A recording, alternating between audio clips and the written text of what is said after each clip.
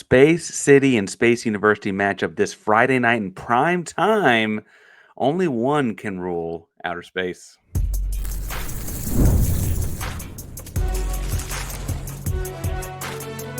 You are Locked On College Crossover, part of the Locked On Podcast Network. Your team every day. It is a crossover edition of Locked On Cougs and Locked On UCF. I'm host of Locked On Cougs Park Rangers, joined by Mike Gittens of Locked On UCF. Mike, we're going outer space Friday night. How you feel about it? I feel like the Knights have never lost a space game. And so I also feel like this could be the first time they lose a space game. so we'll see. Look, UCF has aspirations of going bowling, Parker. I think that they got to get this one if they plan to get there.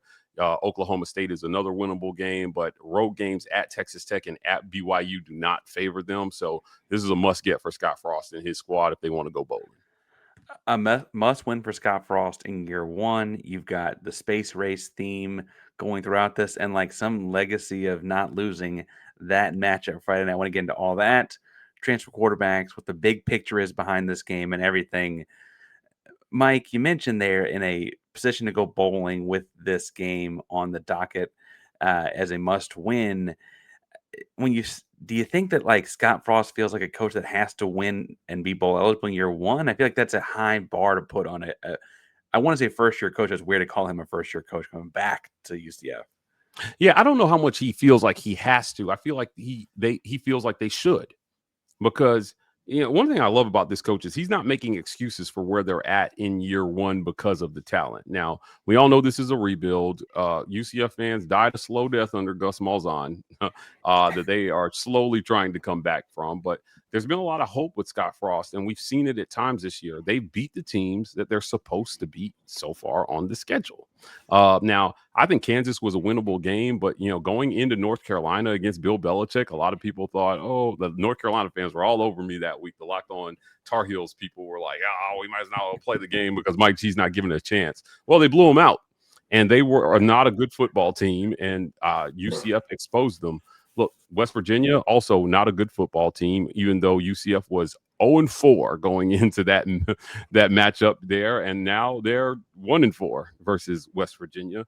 So I think they've handled business when they're supposed to. But, if you're Scott Frost, you're still looking for that signature win in year one that you can point to and say, hey, we've got this program headed the right direction. Now, 7 into Houston, before we started recording, you and I talked about that Houston schedule there.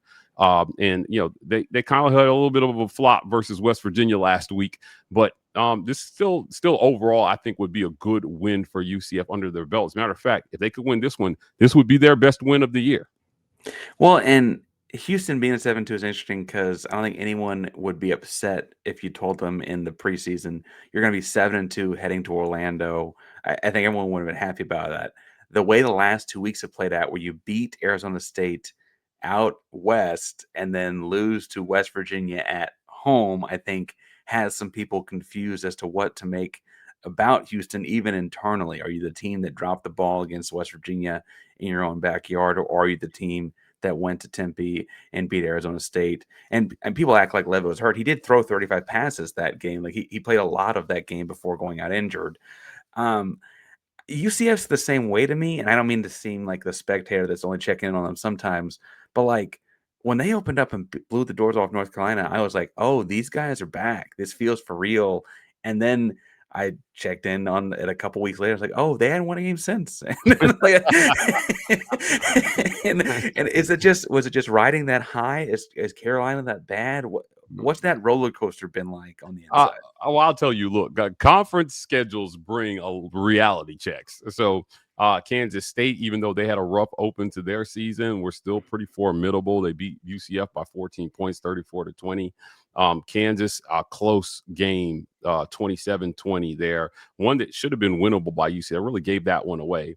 Cincinnati, probably the most intriguing game on this schedule, right? Like Cincinnati was, one of the more formidable teams at the time in the Big 12. UCF lost that game 20-11. And this has been about the inability to be able to generate the requisite amount of offense. Think about it. In those 3 straight losses, You gave up 34 points, 27 points, and 20 points. So nobody really blew the doors off UCF. It was just an inability to score points. You scored 20, 20, and 11, and you lost. And I want to point out, when they lost to Cincinnati, they dominated time of possession in that game 40 minutes to 20 minutes, which is an unbelievable stat to lose by 9 points. 40 minutes with the ball and just 11 points. You know, that doesn't seem to math. Like, Yeah, it's unreal, right? You mentioned lack of offense, and so I don't want to belabor, I'm sure you've broken it down your fan base a lot, but Houston folks might be listening for the first time on this.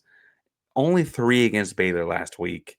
Now, we hadn't seen Baylor close and personal yet. We did see West Virginia close and personal. Y'all blew the doors off of them, so maybe I should be more scared of the rest of the Houston schedule. But 3 points against Baylor, I get that it was in Waco, but like that defense has not been known for shutting down offenses. Yeah, look, this is all about UCF's offensive struggles. That's all it was, what you saw versus Baylor.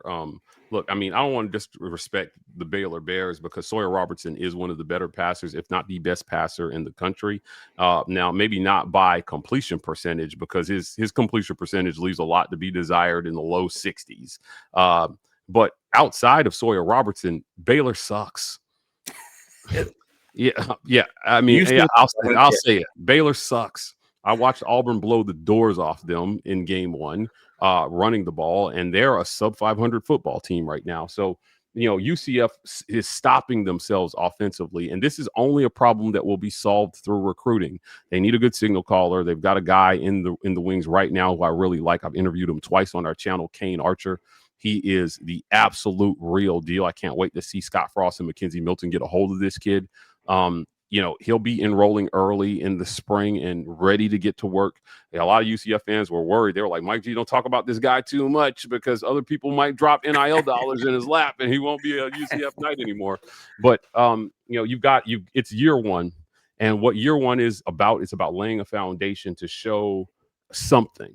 Right? You can't lose every game that matters. I think this game versus Houston, which is also the space game, is one that matters. So if you win this one, you can still sell the recruits that you're moving the program the right direction, and you can start to get those game-breaking players in the door. Like I said, Mackenzie Milton who is the quarterback coach now. He was the quarterback at the helm of that 2017 that went undefeated through college football and beat the brakes off Auburn in a bowl game here. As a matter of fact, Parker, I got a little souvenir from that game. This is the belt from that game. I don't know if you can see this, but there's the losing team right there. There's Auburn, and there's UCF. There's the winners, and they even put all the past champions on there. I'm gonna hold that up for everybody there of the Peach Bowl. So it's a rich tradition, I think, for the Knights here that they're trying to resurrect under Scott Frost. And it starts in year 1, like I said, and no one had championship aspirations this year, but I think already people are seeing that UCF is a little better than they thought they were going to be.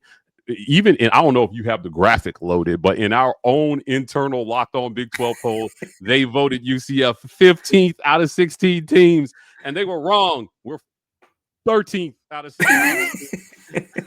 I don't have it in my crossover package here, but it was funny. It's like they're fit, and then Arizona's I think the only one lower, but Arizona didn't have a host, or maybe it was Cincinnati, or anyway, in a very funny kind of way.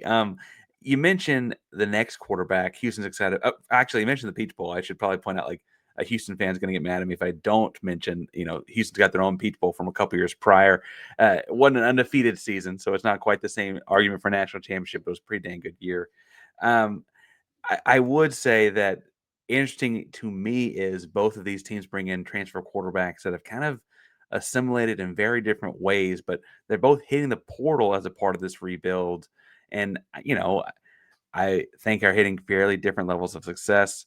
But Mike, before we get to all that, we do need to tell folks about our friends over at FanDuel supporting the show today. Yeah. The NBA is back. Houston's a basketball city, Mike. I don't know if you've heard that, but NBA is, I guess, football to Texas. We're everywhere, but Rockets doing pretty well. Cougar basketball's doing pretty well. No better place to get on the action with all of that than with FanDuel. If they're a sports betting partner of the NBA, if you missed the start of the game, want to ride the hot hand, FanDuel has live bets on everything from who's going to score next to fourth quarter comebacks, Plus, you can even combine your live bets on a same game parlay for a shot at a bigger payout. It keeps every game exciting, especially when your team is making that late push. Right now, FanDuel's giving new customers $300 in bonus bets if first $5 bet hits. Head to FanDuel.com to sign up and win your FanDuel game today with FanDuel, official sports betting partner of the NBA. They got this one at a 1.5 point favor for Houston to push. So if you think you got a decision to make after today's show, go check it out at FanDuel. Mike, this game has two transfer quarterbacks in it. Connor Weigman was fairly highly touted out of high school, and so I think people know a lot about Yeah, old I know Connor him well. Weigman. Yeah, right. A SEC guy, A&M guy. He plays through a couple injuries and loses his job. And bluntly, A&M replaced him, and is at the top of the world right now, undefeated in the SEC. Right. Meanwhile, he comes back home to Houston, a Houstonian kid, and has done very well as a dual threat quarterback at Houston, a kind of old school guy in that way, running quarterback power like Baker Mayfield at Oklahoma for a long time. I know a lot less about Tayven Jackson. I was asking you questions about his background before we started the show because I know so little about Tayven Jackson. What do Houston Cougar fans need to know about Tayven Jackson? Yeah, he's the former backup at Indiana. He came in and he battled with the Florida Atlantic transfer Cam Fancher for the starting job in the offseason. Fancher won that job, it should be noted. But Jackson, Scott Frost noted that it was a close race and they feel like they had a few guys who could do the job. And he felt like both these guys could do the job. But 1.5 quarters into the season, Cam Fancher got hurt because the offensive line gave up a free rusher straight on the quarterback and they murdered him and he was gone. And so Tayven Jackson stepped in and really saved the day. The offense was looking really subpar for that 1.5 quarters. Jacksonville State was looking formidable defensively. Charles Kelly, former Auburn defensive coordinator, is taking over as head coach there. He's got those guys playing ball. And Tayven Jackson saved the day. He saved them from an embarrassing open day loss. He went on to have a great game versus North Carolina and Bill Belichick. Tar Heels are kind of floundering, so I don't know how much of a feather in the cap that is. But again, it was a game UCF should have won and did win. And he's played well in spurts this year. Look, this is not what Houston fans should know is these quarterbacks are doing a lot of the heavy lifting because this is not a good offensive line in pass protection right now, unfortunately. Now, I don't know if you saw the news, but their position coach, Sean Clark, passed away earlier this season. So they've been playing with heavy hearts all season, losing their position coach. But they've struggled at times to protect the quarterback and give these guys time to throw. Cam Fancher is the more athletic of the two quarterbacks, and they had decided to go with him at one point because the offensive line protection was so bad. You need a guy who can move around back there and make plays. But Tayven Jackson is more likely to hang in the pocket and make a throw. He's a pretty good downfield passer, and he's going to have to make plays in this one if they expect to win. So this isn't to me. This is all about can you get the requisite amount of quarterback play to keep the defense honest. Keep those linebackers back and then run the ball, control the clock, limit possessions for Houston offensively. Houston ranks near the bottom of the Big 12 in total yards per game, man. So you can't let them be good at the thing that they're bad at by giving them more possessions to do it here. You got to hold the ball, keep them off the field. And I think that UCF could have a chance in this one. Well, and Houston's big thing has been they have these long possessions. They shorten the game, run and eat clock. But you're right. And their two losses, especially, they've really struggled. I guess West Virginia struggled to hold on to the football, a couple fumbles and things like that. But really struggled to get yards at all against Texas Tech. Feels like a lot of people that play Tech are saying that this year, though. So maybe that's not just us. You mentioned requisite quarterback play, though. And I like that phrase because it's not like I need a gunslinger. It's not like I need Mike Vick. It's really just like I need something positive. And Weigman has surprised so many people doing that with his legs this year, running quarterback power read stuff and getting on the option game and true old Vince Young style zone read stuff to like everything, right? Which leads me to, I think you mentioned the pass protection being poor. If UCF had their way, they'd run the ball a lot on Friday night. And Yeah. what's that Yeah, look like? Yeah, I think so. I mean, I do want to go back to Wegman for a second. Like, again, what stands out, again, a better than 3-1 touchdown to interception ratio will get the job done most of the time. He's not a big turnover guy so far this year.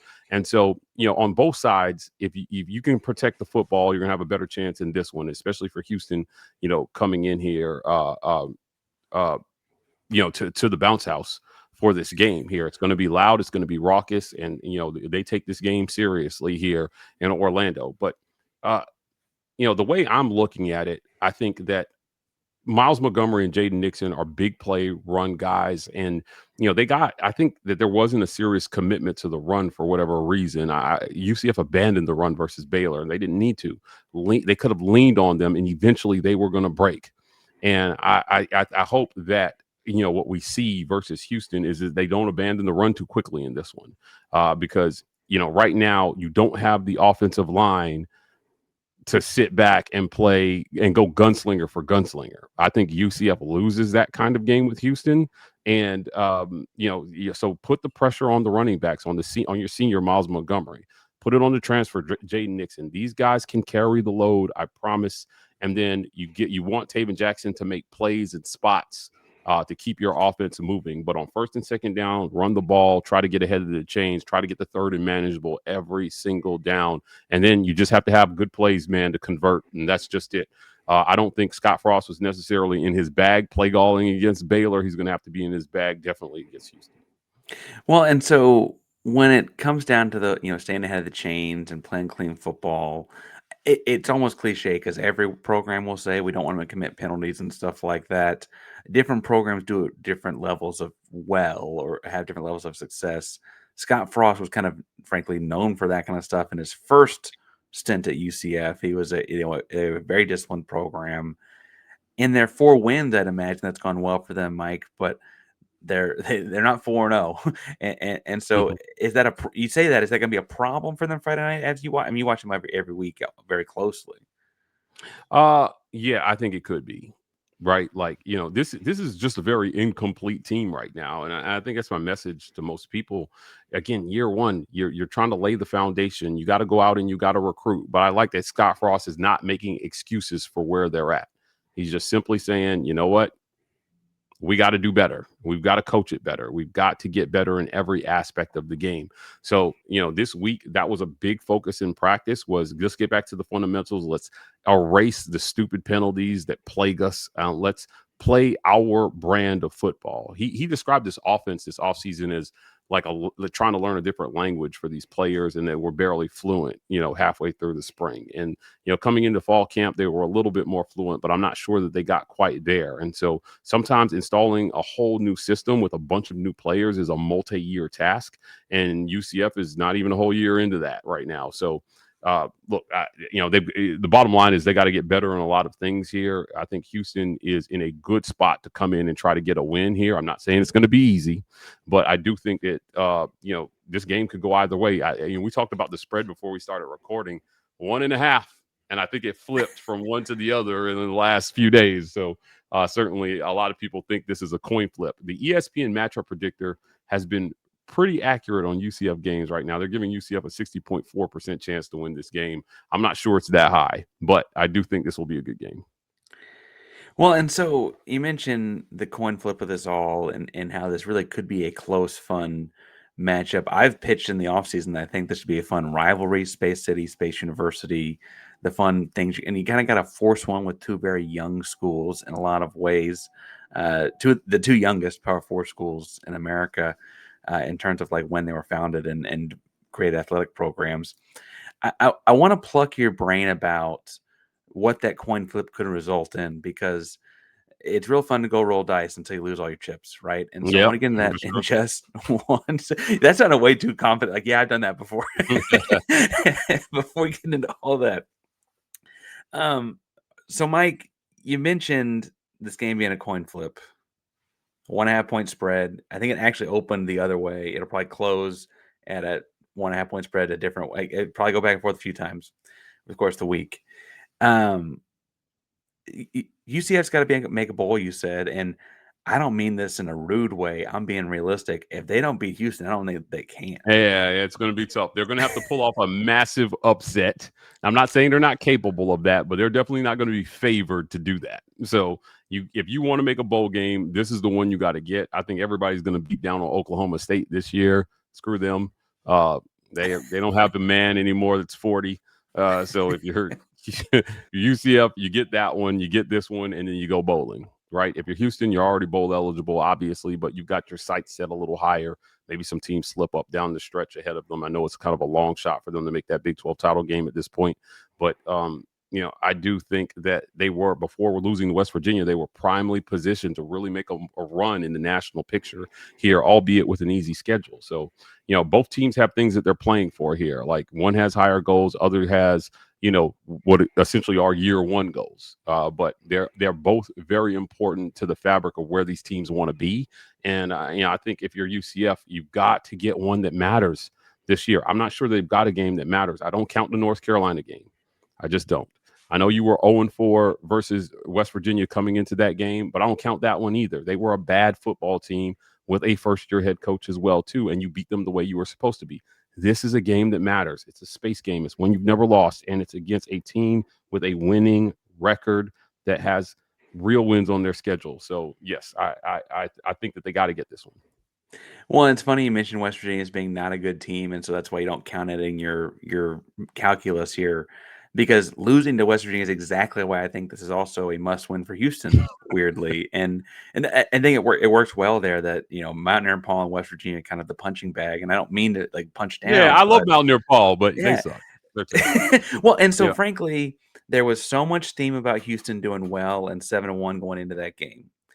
And they had dropped one in a way that, if I'm just being honest, felt like very Dana Holgerson vibes. I don't know if Dana ever wins that game. We're riding high at 7-1, right? He just didn't.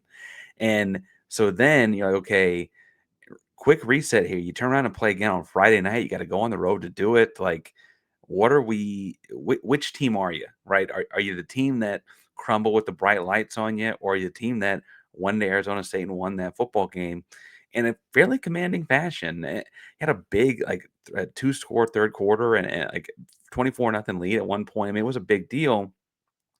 And so I think that Houston's kind of at a similar apex, like which kind of season are we about to have? And I think that makes this particularly interesting on Friday night primetime. It's not on the four-letter network, so you don't have to worry about your YouTube TV subscription or whatever, right? Like this will be a big deal game. And I wonder which Houston shows up. If the Houston shows up that went to Arizona, we got a great Arizona State, but went to the state of Arizona, got a great shot. If the Houston shows up to lay an egg for the first half, turn the ball over 4 times against West Virginia, I think that space thing works out well for them. Like, well, Parker, hopefully they're not too pissed off at us after losing to West Virginia. That's what they're saying here. We're like, I think we would have rather they won that game than lose to West Virginia and come into the bounce house all mad at us. But we'll see. I think this is going to be one of the more underrated games here this weekend between these two teams. It's going to be a fun one to watch. Game day is at BYU, Texas Tech, with Texas Tech and BYU and Utah all in the top 13 in the college football playoff. It does feel like there's all eyes on the Big 12 right now in a really positive way. It frankly, I mean, in competition with the ACC, I think they're kind of winning that one by a lot these days. I kind of feel like kicking off the weekend with a big Big 12 game, an exciting one in the bounce house, crowd going crazy, would be a big part of a Big 12 weekend. At least to me, right? They'll open up college game the next day talking about it in a lot of ways. I want to get a prediction from you. We're early in the week. The FanDuel line is going to move, so I'm assuming you can move some too. I'm not going to hold you to it, but where are you feeling at right now? Oh, man, I thought we would do this last. But right now, I think, again, UCF has never lost a space game. Houston has every reason to win this game. We've seen the Jekyll and Hyde of UCF here, but I'm going with UCF in this one. I think it's a wacky game, and I think UCF wins this one 21-20, and both teams are absolutely soiling themselves at the end. And I think this is I don't see them hitting the over. I think the over under on this game is 45.5. What do we I got here? found on FanDuel at 47, but yeah. 47? Okay, yeah. So, like, yeah, I don't think we hit the over on this one. I think that the defenses win the day with these, I think UCF's offense probably struggles a little bit, but I think that Houston's offense does what they've done all year and, around 300 something yards a game. And this is a 21-20 game. So I'm giving UCF. I I'm would giving expect UCF nothing to win less. here. And Yeah, yeah, I wouldn't and, expect and that. I think at a 1.5 spread, they still don't cover, right?